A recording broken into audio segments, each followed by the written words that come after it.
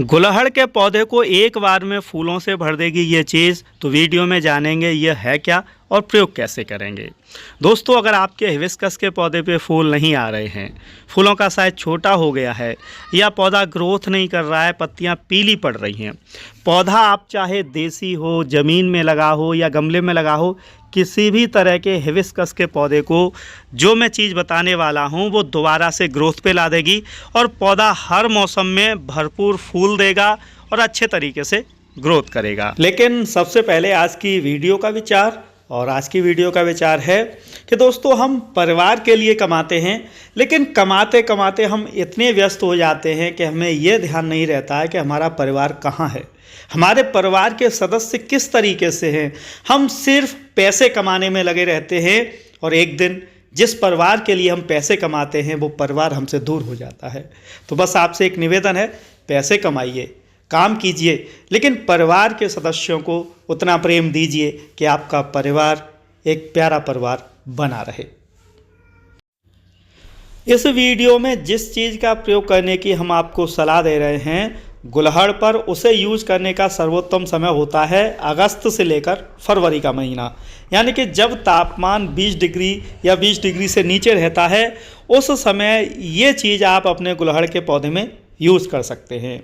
इसके यूज़ करने से किसी भी तरह के पौधे में ग्रोथ आ जाती है। अगर वो फलदार पौधा है तो फल बेहतर देने लगता है, और फूलों वाला पौधा है तो उस पर फूलों की संख्या बढ़ जाती है, फूलों का साइज़ भी पहले से कहीं ज़्यादा बेहतर और कलरफुल हो जाता है। तो हमारा एक छोटा सा हिबिस्कस का पौधा एक प्लास्टिक की बास्केट में लगा हुआ है। आपके जहाँ भी गुलहड़ के पौधे कहीं भी लगे हों, वो चाहे ज़मीन पर हों या गमले में लगे हों और किसी भी वैरायटी के हों, वो चाहे देसी हो या नर्सरी वाला, प्रक्रिया सेम ही रहेगी।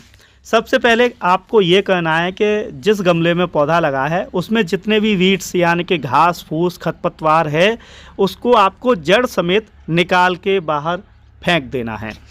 खरपतवार दो तरह का नुकसान करता है, पहले तो मिट्टी में पोषक तत्व तो खा जाता है जो कि पौधे को मिलने चाहिए, और दूसरे बीमारियों को निमंत्रण देता है, क्योंकि मच्छर मकड़ी और दूसरे कीड़े मकोड़े भी पौधे के पास चले आते हैं।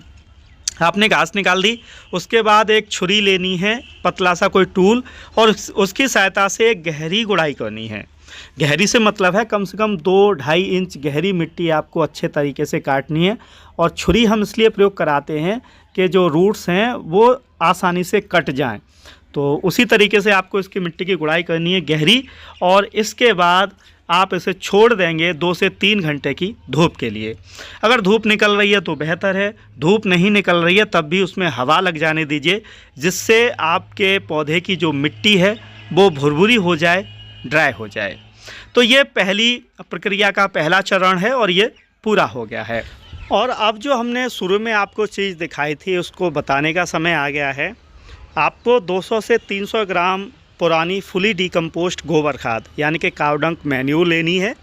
अगर कावडंक ना मिले तो कंपोस्ट या वर्मी कंपोस्ट हो तब भी आपका काम चल जाएगा।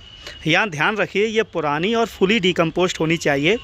ये ऑर्गेनिक खाद हमारे हिबिस्कस की मिट्टी को लगभग 6 महीने तक रिचार्ज करके रखेगी, यानी कि आपको बार बार मिट्टी चेंज करने की या लगातार फर्टिलाइज़र देने की कोई आवश्यकता नहीं रहेगी।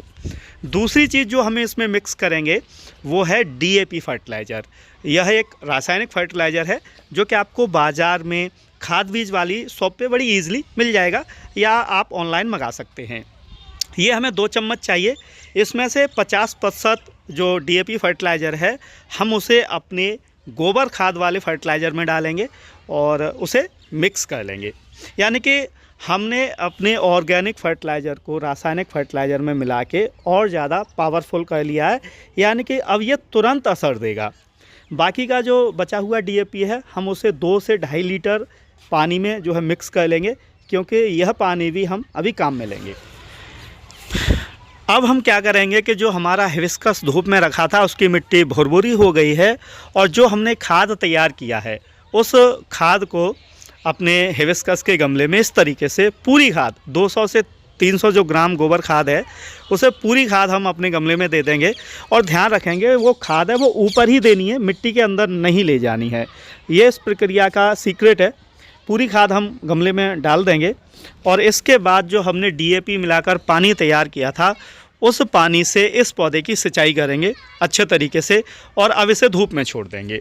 तो ये बेसिक तरीका है। इस तरीके से अगर आप अपने हिबिस्कस को रिचार्ज करेंगे, फर्टिलाइज़र देंगे, तो फिर देखिए सर्दी, गर्मी, बरसात किसी भी सीज़न में आपके पौधे पे भरपूर फूल आएंगे, फूलों का साइज़ भी बड़ा होगा और फूल लंबे समय तक आपके पौधे पे खिले रहेंगे। तो मुझे इजाज़त दीजिए, अगले वीडियो में फिर मुलाकात होगी नए वीडियो के साथ।